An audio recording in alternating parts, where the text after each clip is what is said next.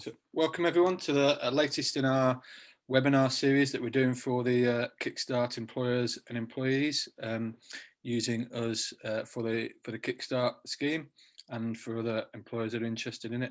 For those that don't know about the Kickstart scheme, it's a £2 billion investment by the UK government to get people that have been out of work due to the pandemic and all those sorts of recessional factors and Brexit and all those sort of things, get those back into work, and to give employers a great opportunity to recruit a fully funded young person who's bright, enthusiastic, talented, and just needs a chance to make their mark. So we're what's classed as a gateway, which is how you access the scheme. So if anyone needs any details for that, just put it in the chat or get in touch with me via LinkedIn afterwards or any other method, and we can happily chat to you about the scheme and how it can help you help your business bounce back and grow over this year, and how you can give a young person a great opportunity to make their mark in the world.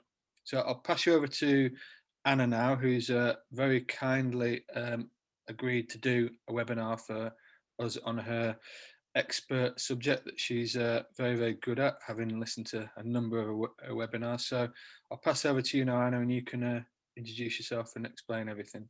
Wonderful, great. Thank you very much, Mark. And yeah, thank you for inviting me to talk about this really important topic, sort of, mental health and wellbeing topic, which is very close to my heart. I've been doing lots of work in this area for must be getting for about 12 years now. So it's really enlightening to see that the tide is turning, that a lot more organisations are focusing on employee mental health and wellbeing. It's still a long way to go to sort of, really, I guess, embed it properly and think about it not so negatively. I think there's still a lot of negative connotations and misunderstandings around mental health, but definitely something which has risen up on the agendas for lots of organisations.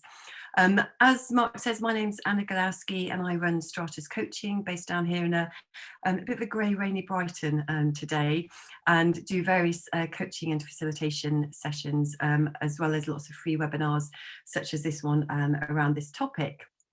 Today's topic is particularly going to be looking at mental health, kind of like understanding what do we mean by mental health, because it's one of those terms that we hear a lot of, but not always used in the right context or in the right situation. So that can lead to some of the misunderstandings. We're going to have a look at some of the problems with stigma and discrimination, which is still there, to do with mental health and wellbeing, and then have a look at some of the signs and symptoms that we can look out for, either in ourselves, colleagues, or the young people that we're employing through the Kickstart scheme.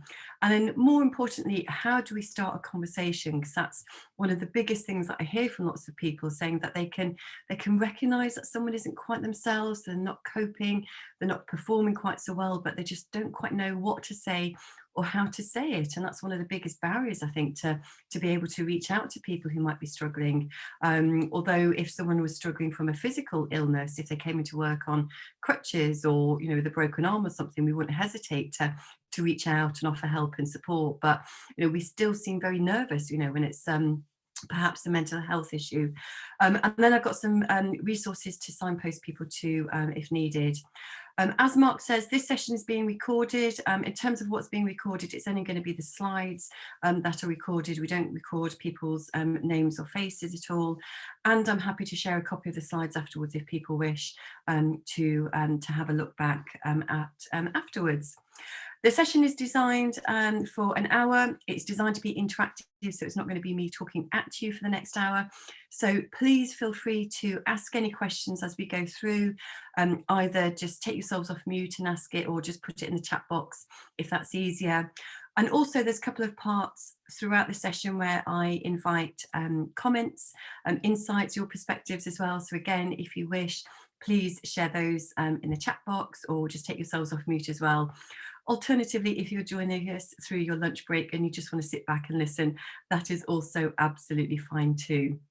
So why should we care about this stuff? For me, there's always three aspects to this, three key aspects.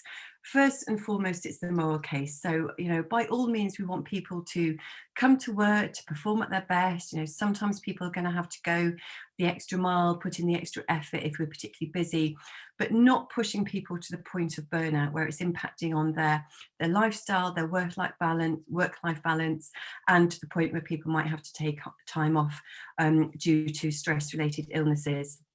There's also a couple of legal cases to be aware of. So we have the Health and Safety at Work Act to be mindful of, which is there not only to protect people from trips and falls and hazards in the workplace, but also to protect people from stress in the workplace. Plus, we have the Equality Act, which is there to prevent people from being discriminated against, whether it's a mental or physical illness or disability, and give us some guidance in providing reasonable adjustments. And then there's the business case. So I guess, it just makes common sense really that if people are fit, healthy, they're coming into work, they're making better decisions, being more creative, more productive. So it's going to be better for the business. But also on the flip side of that, if people are struggling with poor mental health, there's going to be the lost productivity, absenteeism, attrition rates, and possibly legal fees if it came to a tribunal. And there's this statistic, which I absolutely love. So this is taken from the University of Warwick, and they found that we are 12% more productive when we're in a positive mood. I love the fact that it's so precise. It's not 11%, it's not 13%, but it's exactly 12%. And how this shows up in the workplace is that we just get those boring things done. So the tasks, the admin, the kind of stuff that we don't particularly find exciting, we just get it done, dusted, and we can move on to the more interesting and value add parts of our role. Also in our home life, it means we get the household chores done much quicker, and we can move on to more interesting sides of our social life, which is definitely getting easier with lockdown restrictions easing for most of us. So let's have a couple of quiz questions, and if you can answer in the chat box for me, please, just around mental health.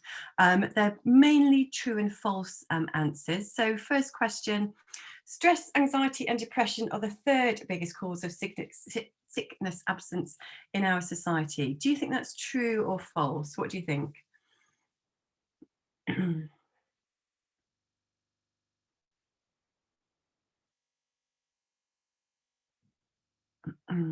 So some people saying true, a couple of people saying false. There seems to be sort of a couple of mixed answers there. Actually, it is now the biggest cause of sickness absence. So it's overtaken things like back problems and musculoskeletal problems.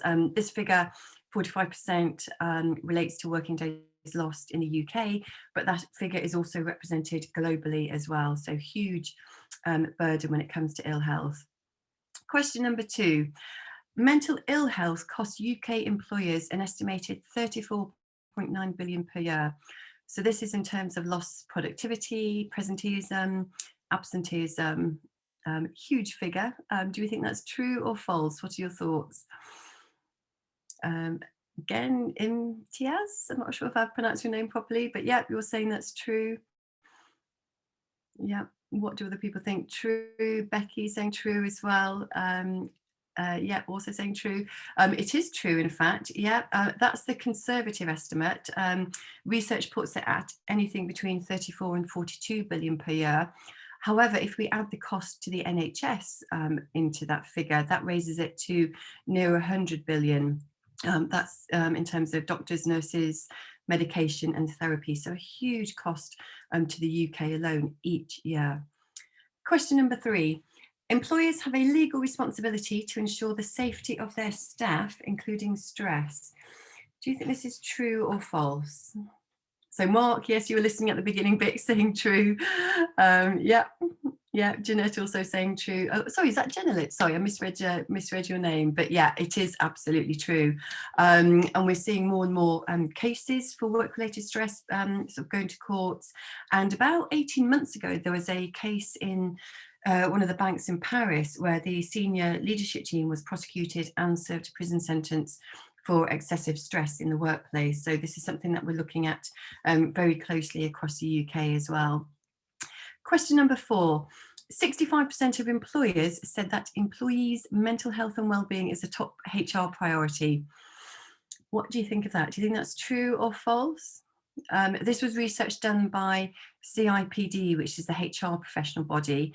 So it's cross-industry, cross different organisations. So, I appreciate different organisations, different industries might be better than some, but most people saying false by the looks of it. It is true. However, it was only 37% before the crisis. So this suggests to me that rather than seeing this as something which is proactive that they do to prevent mental illness, this is something that a lot of organisations and industries are doing as a reactive thing. Once people have already struggled with mental illness and ill health. Question number 5, 74% of line managers have received employee mental health and wellbeing training. Do you think this is true or false? And this doesn't have to be sort of like the full mental health first aid course. This could be online training, half-day training, something like that, but just equipping them with the signs, symptoms to look out for, how to have the conversation. Mixture of answers there coming in. Looks like the vast majority of people saying false, a couple of people saying true.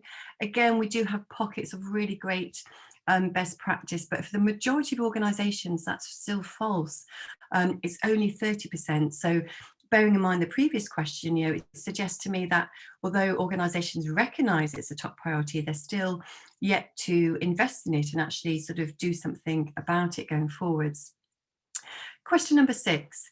40% of people with a diagnosable mental illness receive no treatment at all. So this is people who would meet the criteria of a diagnosable mental illness, but they don't receive treatment for whatever reason. What do you think of that? Do you think that's true or false? Looks like vast majority of people saying true there in the chat box. Really sadly, it's false. It's actually 75% of people. So could be a number of reasons. We don't always know the background behind the statistics, but typically it's because people maybe don't recognise that they're struggling. There might be shame, sort of fear of stigma, discrimination, or they just don't know where to turn to or what support and treatment is available. So it's really sad to think that there's so many people struggling out there without getting the help that they perhaps need. And then final question, number 7. 7 out of 10 people said that they would feel discriminated against at work if they declared a mental illness. So bearing in mind we've got laws in place to protect people, I guess the question could also be, are those laws working? So vast majority of people, again, almost unanimous, I think, people saying true. Sadly, it's false. It's even higher than that. So 9 out of 10 people, despite having laws in place to protect people, still feel that they'll be discriminated against. And I read another piece of research just recently that also backs this up, that said 90% of people who had taken a day off for stress in the last 12 months actually cited another reason because they didn't feel that they were able to be totally open and honest about their reason for being off work. So clearly there still sort of needs to be some better awareness to overcome stigma and discrimination around this kind of stuff. So let's move on then, sort of thinking about mental health and physical health. And first of all, when you hear the term physical health, what kind of words, definitions, connotations, spring to mind when you hear that term? And again, if you can answer in the chat box for me, please. So think about physical health first of all. What do we automatically link to that?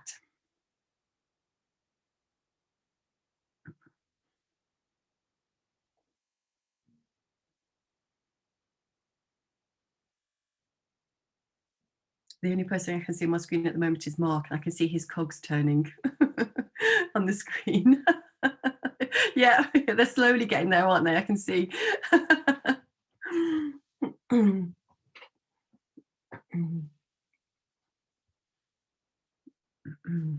So yeah, that is important. Yeah, that's a really great one. So our physical health is really fundamentally important to us, and it's interesting that that's a very positive word when we think about physical health. We think about the importance of it, looking after ourselves, being proactive and trying to protect ourselves and prevent ourselves from becoming unwell.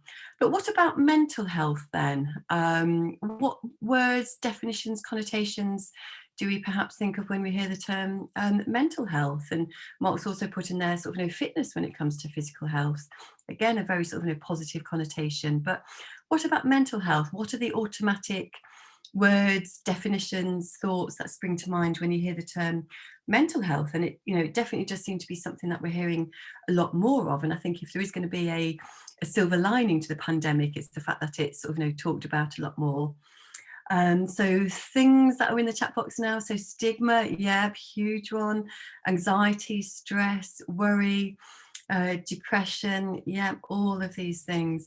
And it's so interesting that we still have or we still tend to have the more negative connotations when it comes to mental health. I like that one about spirituality. I'm getting that sort of more in a positive connotation. And it is, yeah, Padma, it's our state of well-being. That's absolutely fantastic. But it's interesting that when we think about physical health, we think of it as something which is more aspirational. It's important. It's our fitness. We want a bit of that. We want to sort of we want to grab onto that. We're always interested to know about diets and fitness and healthy food and stuff like that. But typically when we talk about mental health, or when we hear mental health, it's got the negative connotations. It's the stress, it's the anxiety, and it's the worry. But as you said, it's our state of well-being. We all have a state of mental health. It's part of our overall health, and it's about how we cope with the ups and downs of everyday life, let alone the extra stuff that we've dealt with during the pandemic. It's about how we feel about ourselves and our future. So do we feel positive? Have we got things to look forward to? It determines how we deal with the bigger negative events and stresses in our life. So redundancy, moving house, divorce, bereavement, all of those kind of things. It partly determines our self-esteem and our confidence, because we know that quite often when people are struggling with mental ill health or mental health issues, quite often their confidence takes a big dip. And also it determines our thoughts, feelings and behaviours in general. So if we're pretty okay, got a good level of mental health and well-being, we tend to be more patient, tolerant, compassionate and empathetic towards other people. Whereas when we're struggling in ourselves, that's when we tend to be very irritable, we lash out, we don't have the patience, the tolerance for other people around us. And as you say there in the chat box, we all have a state of our well-being. We all have a state of mental health on a spectrum. And ideally, we want to try and think about our mental health proactively, and what can we do on a regular basis to look after our mental health, to make it as important as our physical health, so that we can stay up in the healthy end of the spectrum and have that self-awareness to notice our own triggers that might sort of cause stress or anxiety, and also be able to spot the signs in ourselves and other people around us. So as soon as people are beginning not to cope quite so well, before they get to the point where they're struggling and unwell, we can do things to either look after ourselves or to reach out and provide that support and guidance, and maybe signposting for the people as well. And I like to think of it with this phrase in mind, that an ounce of prevention is worth a pound of cure. So rather than waiting until people are really struggling and unwell and then doing something about it, let's try and think about what we can do more proactively. And exactly in the same way that we look after our dental health on a regular basis, we probably all clean our teeth at least twice a day. We don't wait until we've got toothache to start doing it. It's trying to think about what are some of the good habits, routines, those kind of things. Can we just make sure that we're incorporating on a regular basis? But what stops people seeking out for help? So we're all on this spectrum somewhere. But when people are starting not to cope very well or starting to struggle, so they're in the yellow or the orange phase, what stops them seeking out and asking for help, do you think? And again, if you want to answer in the chat box for me, please, that would be fantastic.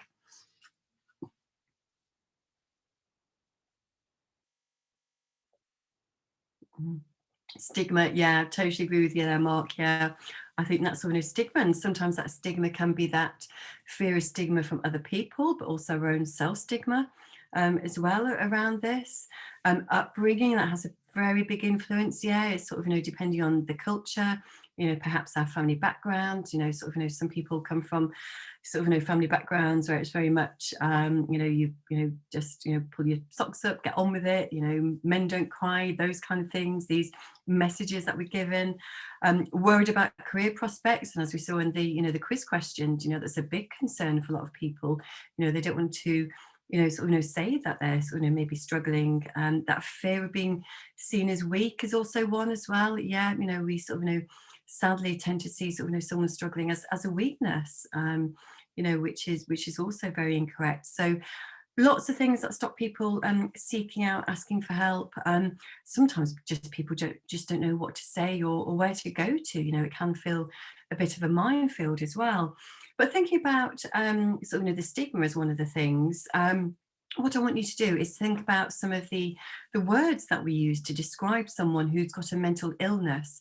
And again, if you can put those in the chat box for me, please. So anything that we use to describe mental illness, it can be insulting, it can be rude, it can be, anything which is, perhaps, childish or judgmental, any of these, the negative words.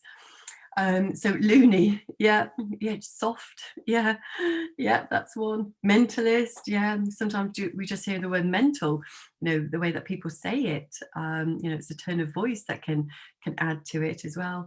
Crybaby, yeah, and it's interesting, isn't it? Some of these are the things that we heard in the playground as children, but we still we had those overhanging on to us as adults as well. Yeah. What else are some of the the words that people might use? Fickle-minded, yeah. Oh, that's a great one. I haven't heard that one for a long time. But yeah, just fickle-minded. Yeah.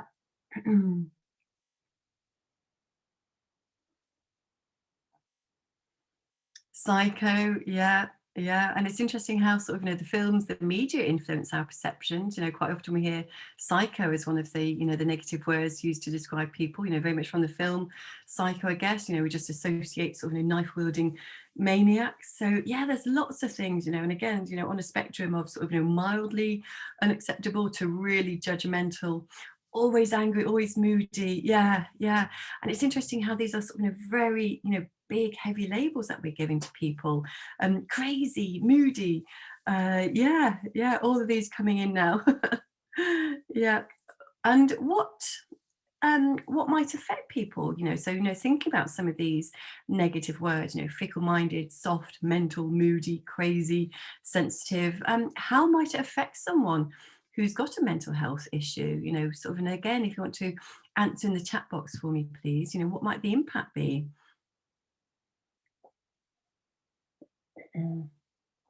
So that's a great one there. It's a self-fulfilling prophecy. Yeah, we we begin to believe some of these labels and these words, and we start applying it to ourselves. Yeah, and that just makes the whole situation a lot worse. It can exacerbate it, and as you say, it then stops people going forwards and seeking for help. Really could impact on their self-esteem if they're feeling slightly vulnerable or delicate. Anyway, it can really damage it even further. Make them very afraid to seek help. Absolutely. If you felt you were going to be labelled by some of the words that we've just seen in the chat box, it's going to take, a pretty tough, strong person at the best of times to reach out, let alone someone who's, perhaps not coping very well. Yeah, very hard to trust, as you said there. They think that they're weird or different, and that, yeah, we see other people and think, well, if they're all coping okay, it must be something wrong with me. We start internalizing it, and as you say there, makes them think that they're not normal. It can add to their stress levels, absolutely, and it's it just becomes such a vicious circle, which is such a shame. So being mindful of the language, the terminology, and the words that we use is so important when we're talking about mental illness. And what we're trying to get people to think about when they're talking about mental health issues is talk about the person and their experience of whatever they might be having. So in the same way that when we talk about people with a physical illness, we talk about the person and they're experiencing something. So for example, someone might be have had a cancer diagnosis, but we say that person is living with cancer. We don't say that person is cancer. Yet when we come to talking about people with a mental illness, we say that person is loony or crazy or daft or whatever the word is. It's very broad brush and labeling. Also, when it comes to terminology, we need to get better at being a bit more specific when we're talking about mental illness. And again, the parity with physical illness. If someone said to you, "How are you?" we very rarely are going to reply by saying, "Oh, I've got a problem with my physical illness," because that could be anything from a common cold to something serious like a broken leg. And yet quite often people say, "I've got a problem with my mental health," and it doesn't really give us much to go on, because that could be having a couple of down days because you're tired and you've got lots of things going on, or it could be at the extremes of a psychotic episodes. So again, the words and the language that we use isn't always very helpful around mental health. And what we're going to do is we're going to have a think about some of the common mental health issues in the workplace. So as we saw, sort of, stress, anxiety, and depression are, the biggest ones when it comes to ill days off work. But what do you think some of the triggers are for stress and anxiety? Bearing in mind that we're all unique, we're all humans, so different things are going to be triggers for different people. But what are some of the triggers that you're hearing, either from friends, colleagues? Might be things that you notice yourself. That's one of your triggers for stress and anxiety. And again, if you can put it in the chat box for me, please.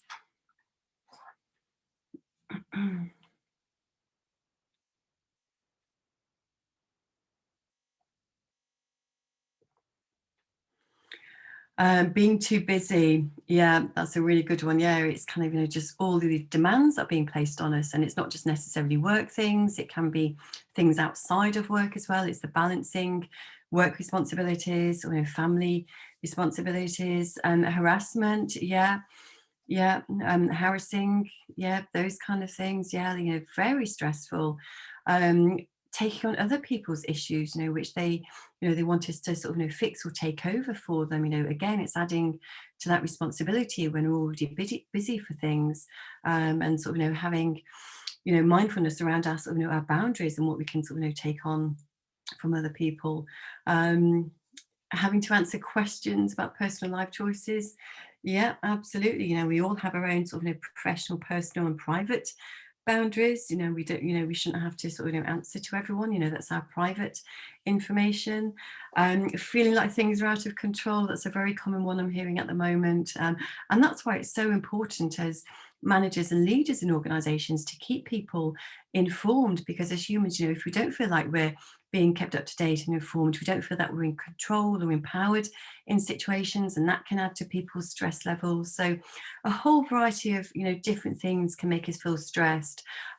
What we tend to find is that they tend to fall into one of three stress factors. So one of them, and one of the top ones I would say, is protecting things that we care about. So looking after our own safety from sort of the virus, for example, looking after our homes, so being able to pay the rent, the mortgage, the bills, protecting people that we care about, so our loved ones. So anything that is really important to us and that we care about could potentially be a source of stress, because we want to look after it and we want to protect it. And that's why sometimes you might hear people say, well, what's that person got to be, stressed about? They've got, lovely, happy family and good job and plenty of money in the bank. They don't have any money worries, but, they still have loved ones and people around them that they want to care about and they want to protect.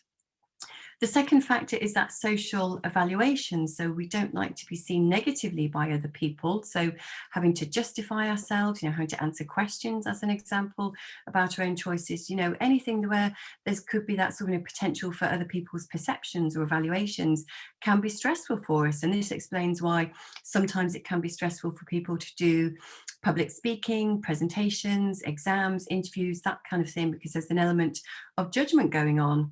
And then the final one is that lack of control. So the situation or success seems beyond our power. So it's either that we've just got too many things going on at once, we just don't have enough hours in the day to manage things to the best of our abilities, or the deadline or the time frame we've been given is just so impossibly short that we just cannot meet it to the best of our abilities. So noticing some of these stress factors is an important way of our well-being and being able to sort of try and stay up at the upper end of the mental health spectrum. It's also really important to know what your stress signature is. So again, in the same way that we have different triggers in terms of what makes us stress, we react to stress in different ways. So being aware of what your stress signature is can be really helpful. And in other people, it's about picking up the signs and the changes in them. So for some people, you might notice when your stress level is rising that you start getting more headaches, aches, pains, fatigue, tension. Some people find it's more in their mind, and I mean, kind of like being able to not make decisions very well, not having that good concentration level, being very negative, worrying about things that normally wouldn't bother you. For some people, they notice that they feel very emotional, very irritable, snappy, angry. And for some people, it's a change in behaviours. So it can be drinking or smoking more. It's those kind of like quick fixes that sometimes we do when we're feeling a bit anxious and stressed. Eating patterns might change. And sometimes people say they just can't settle. They can't go off to sleep very well. They wake up in the middle of the night worrying about things on their mind, or they're just very restless and can't settle down. So knowing your own stress signature is important, but also being able to look for signs in other people as well is really important. And some of the things to look out for in others, and I know this isn't always as easy when we're working remotely as it is when we're with people in the office, but just picking up on people if they're starting to just be worried about things, and particularly if they're normally quite easygoing, quite relaxed about things, but they might start being a bit more negative, picking holes in suggestions and ideas or projects, or just being a bit pessimistic. They might talk about having headaches, aches, pains, and there might be a loss of confidence. Sometimes we find people are asking for a lot more feedback and a lot more reassurance because they've got that self-doubt in themselves. Their self-esteem might be going down a bit. They might just be very apathetic. The quality of the work might go down, or they're missing deadlines. They might not be participating in calls, webinars. Sometimes the language that they're using is a bit more negative. So we can pick up on either the vocabulary that they're using or their tone of voice that can be very flat or monotone. And if we do see people, sometimes we can see a change in appearance. So sometimes people hold stress in their facial expressions, or they're clenching their jaws, or their shoulders up near their ears, or sometimes people are just so run down they haven't got the effort to make with their presentation or their self-care. So a number of things to look out for people. And again, this is all about looking for the changes in people sooner rather than later. So as soon as they're not coping, we can pick up these and try and reach out to support them. So one of the things that we can, say to people, if they're struggling, if we notice that they don't seem quite themselves at the moment, and this can either be, obviously, friends or colleagues, is, first of all, is everything okay? It's a great starting point, but it doesn't always give us much information to go on, because the typical answer we find people give is that, yes, fine, thanks.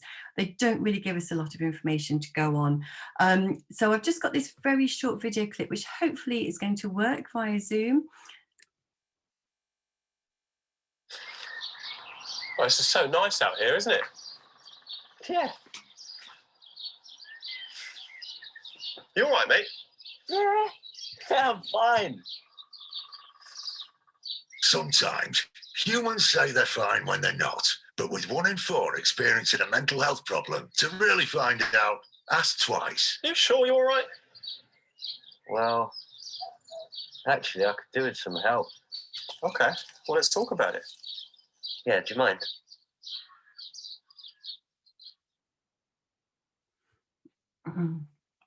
So that was taken from the Time to Change campaign. So, it was really about, perhaps asking people, twice, are you sure you're okay? Can I help at all? One of the other things we can do when we're talking about people about their mental health is perhaps asking how they're feeling on a scale of 1 to 10. Sometimes we can feel that that's a bit less invasive or a bit less personal.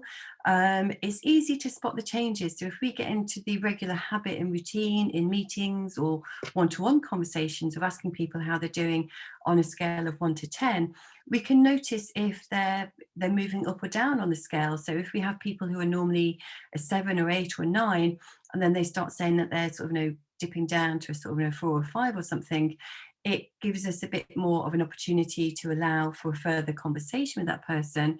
Or even if that person doesn't really want to talk up or, talk about what's going on, which is, absolutely fine, because not everyone wants to, it will still give that person that opportunity for them to reflect on how they're doing as well. So asking people how they're feeling on a scale of 1 to 10, particularly if it's, incorporated into regular conversations, can be particularly beneficial. The other thing that can really help in organisations when it comes to talking about mental health is having things such as wellness action plans in organisations. And I'm more than happy to share a copy of an example of a wellness action plan. And this is a kind of like, it's this structured kind of like document or conversation that a team leader or a manager can have with one of their team members. And it just helps them structure the conversation about what helps them keep them well in the workplace, but also talk about what are some of the potential triggers and early warning signs that that person might be struggling either with anxiety or stress or depression.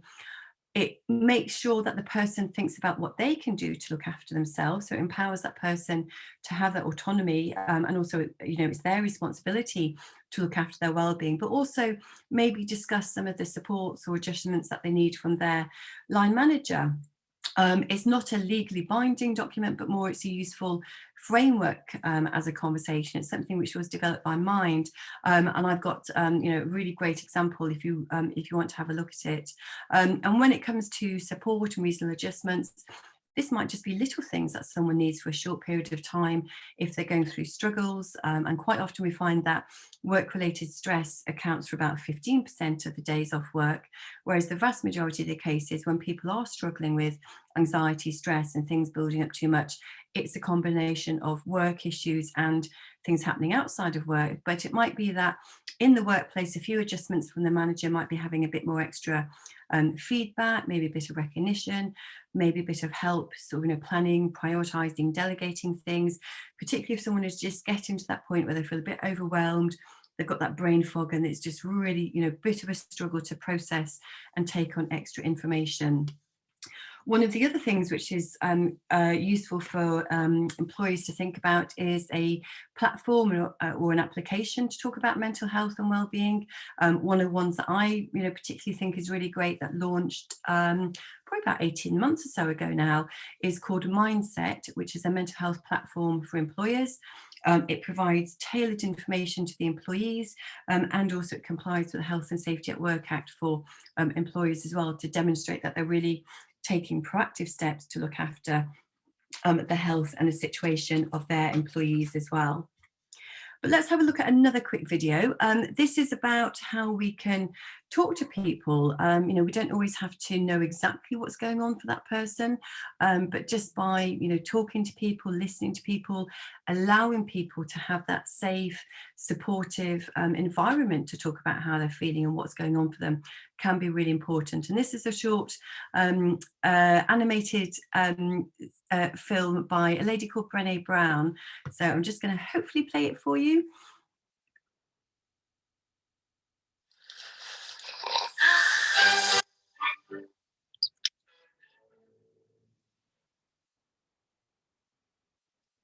So what is empathy, and why is it very different than sympathy? Empathy fuels connection. Sympathy drives disconnection. Empathy, it's very interesting. Teresa Wiseman is a nursing scholar who studied professions, very diverse professions where empathy is relevant, and came up with 4 qualities of empathy. Perspective taking, the ability to take the perspective of another person or recognize their perspective as their truth. Staying out of judgment, not easy when you enjoy it as much as most of us do. Recognizing emotion in other people and then communicating that. Empathy is feeling with people. And to me, I always think of empathy as this kind of sacred space when someone's kind of in a deep hole and they shout out from the bottom and they say, I'm stuck, it's dark, I'm overwhelmed. And then we look and we say, hey, you climb down. I know what it's like down here, and you're not alone. Sympathy is, ooh, it's bad, no, you want a sandwich? Empathy is a choice, and it's a vulnerable choice, because in order to connect with you, I have to connect with something in myself that knows that feeling. Rarely, if ever, does an empathic response begin with at least. And we do it all the time, because you know what? Someone just shared something with us that's incredibly painful, and we're trying to silver lining it. I don't think that's a verb, but I'm using it as one. We're trying to put the silver lining around it. So I had a miscarriage. Oh, at least you know you can get pregnant. I think my marriage is falling apart. At least you have a marriage. John's getting kicked out of school. At least Sarah is an A student. But one of the things we do sometimes in the face of very difficult conversations is we try to make things better. If I share something with you that's very difficult, I'd rather you say, I don't even know what to say right now. I'm just so glad you told me. Because the truth is, rarely can a response make something better. What makes something better is connection.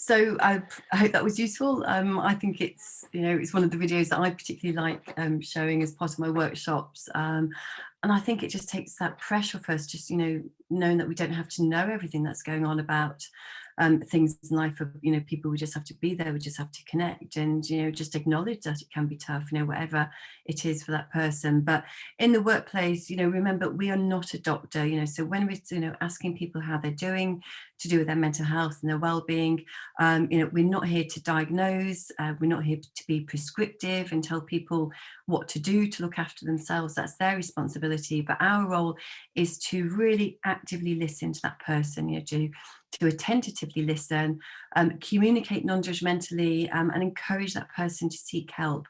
We don't have to sort of provide the answers. We're not there to fix the problem and provide the solutions, but what we can do, the best thing we can do, is really encourage that person to seek help for whatever it is that's making them struggle or affecting their mental health and wellness at that particular time. Key things to think about is listening without interrupting, paying attention to that person, so putting away distractions, emails, the phones, and sometimes when people are talking, summarising back the facts and the feelings, or asking a very short clarifying question, because sometimes when people are feeling very overwhelmed with everything that's going on, they have that brain fog. Sometimes what can be really helpful is that just for them to let things out, offload all of their emotions, their thoughts, their feelings. And what we can do is help their brains go from that big sort of jumbled ball of wool and just help them to straighten out some of the strands so that it can give them a little bit of clarity, a sense of direction, and to take a few steps forwards. And sometimes just allowing for the silences as well can be incredibly powerful. We don't always have to fill the gaps with solutions and answers and questions. Just sometimes sitting comfortably in silence with somebody can be incredibly valuable and useful for people. There's also this framework that I think is really great to remember if we're talking to people about mental health and well-being, and it's the LEARN framework. So listen and communicate non-judgmentally. So it's about what's going on for them. Don't make unhelpful comparisons. And as we saw in that video clip just then, not going, well, at least think of all the other people who've got much harder time for you. It's hard enough as it is. They shouldn't have to then sort of justify or validate how they're feeling. Really encourage self-care and accessing help. This can be local support groups, going to see their GP. Sometimes you might have internal occupational health, employee assistance programs, or mental health first aider that they can talk to. Also assess, the risk. And what I mean by this is sort of, how serious is this situation? If it's, just a couple of days because they've been busy, they've been moving house, or they've got building work and they're just exhausted with everything else, that's one thing. But if someone says that they're deteriorating and they've been really struggling for some time, then really kind of, seek help if you're concerned about their well-being.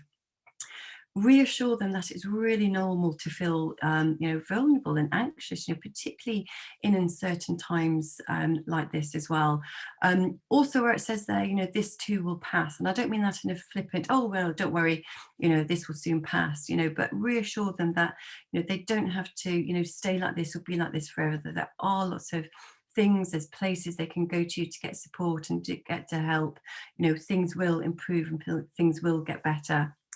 And also make sure that you agree the next step. So, what are they going to do to look after themselves? But also, when are you going to next catch up with them, either regarding work, and make sure that you confirm a time to catch up with them, to speak to them, whether it's, just an email that you're going to send to them, text, next conversation, and make sure that you commit to doing it. Because I think there's nothing worse than someone who's struggling and they're waiting for someone to sort of reach back out to them, and that phone call never happens. And we're all human. We have the best intentions to catch up with someone who we know might need a bit of extra support or just sort of checking in on, but the days become weeks, become months, and it's easy for these things to slip. So please make sure that you do reach out and follow up with people as well. There's some further support, information, resources here that you can signpost people to depending on what their situation is. So a couple of those at the top are more for organisations if they want some information and support, and then there's lists of various charities and supports depending on what the situation is that people are dealing with, because again, it's not our responsibility to fix their problems or to fix their anxiety or their stress, but it's about signposting them and encouraging them to reach out and get the support or the help or the advice that they might need. And so before we go into the question and answer part of it, I would love to know what you're going to take away from this session. So what has resonated with you? What are you going to take away that's going to help you perhaps overcome some of the stigma and help you talk more openly about mental health and well-being with other people around you? And again, if you can answer in the chat box for me, that would be fantastic. And just while you're doing that, I'm just going to put my details up there on the slides. So there's my contact details there, anna@stratuscoaching.co.uk. So if anyone does want to get some further information or details of any of the other webinars we've got coming up, please do reach out to me. If there's anything that you want to ask separately after this webinar, I'm more than happy to have a conversation with people as well. So please do reach out, and if I can help and support you, I'd be more than happy to. So quite a few things coming in the chat box there. So just be more okay chatting with people about it. Absolutely, Mark. I'm so pleased that you mentioned that, because we know that, the more conversations we have, the more, the sooner we can overcome stigma and discrimination. And that means people can be more open about talking about how they're feeling. And small conversations have the power to make a big difference. Being more mindful of language and feelings and the telltale signs. Yeah, it's a really good one as well. The telltale signs, I think, in ourselves as much as in other people as well, is really important, to put ourselves first. I always like the aeroplane, the oxygen mask analogy. We need to put our own oxygen mask on first before we can be there to support other people. Being more proactive, yeah, an ounce of prevention is worth a pound of cure. I think my mantra is getting through to people rather than waiting for people to come. And I think that's a really important point as well, Mark.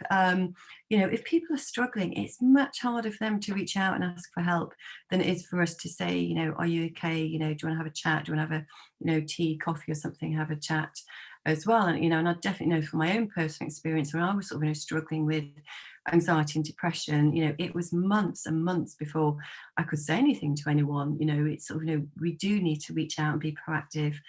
Like in the question, out of a scale of 1 to 10, yeah, I think there's something not too personal about it as well, actually. It leads us to a further conversation, or at least that person can reflect themselves, because they've taken a moment to notice where they are on the scale, even if they don't particularly want to open up at that particular point. Wellness action plan, yeah. Maxine, if you want to drop me an email, I'm more than happy to sort of share an example with you for you to have a look at, if that's something that you'll be interested as well. But listening and being empathetic, and I know it's that human trait, isn't it? We want to fix things, we want to make something better, we want to offer a solution, and just sometimes allowing for the silence and just allowing that person to just to figure out what they can do for the best is sometimes the best thing for them as well. We don't have to be sort of diagnosing them and being prescriptive and stuff like that. So yes, yeah, just that empathy, that presence can be really valuable. does anyone have any questions? We've got a couple of minutes left just before we sort of finish finish the session. So if anyone has any questions, anything that they want me to recap, then please feel free to ask. More than happy if you want to come off mute and ask, that's fine. Or put it in the chat box as well if that's easier as well. I like that one, Padma. Yeah, trying to consciously avoid the term at least. Yeah.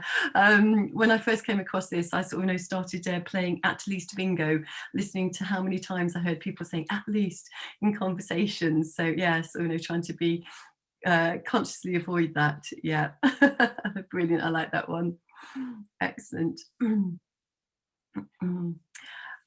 So if there's no further questions at this point, I'll just pass over to you then, Mark, just to wrap up and finish off.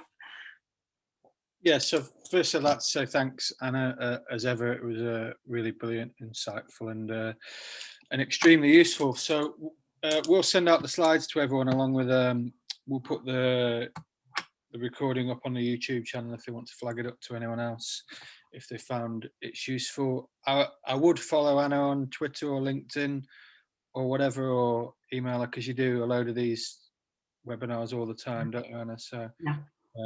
And obviously you can go into a lot more depth and different subjects and so on and so forth. This is just a brief overview. We're doing a few more of these as well, aren't we, Anna? We've got a few.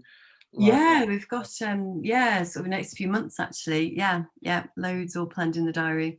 Yeah, we're really grateful for Anna, to Anna for doing those, because hopefully you realise there's lots of learning and improvement we can all do and be better employers and employees and all those sorts of things, and better people. So yeah, thanks again, Anna. I think I thought it's brilliant, and we'll put it up on the YouTube channel for other people to watch. And if anyone wants to subscribe to the YouTube channel, I could break my I've got 5 subscribers so far, so yeah. We get to double figures then.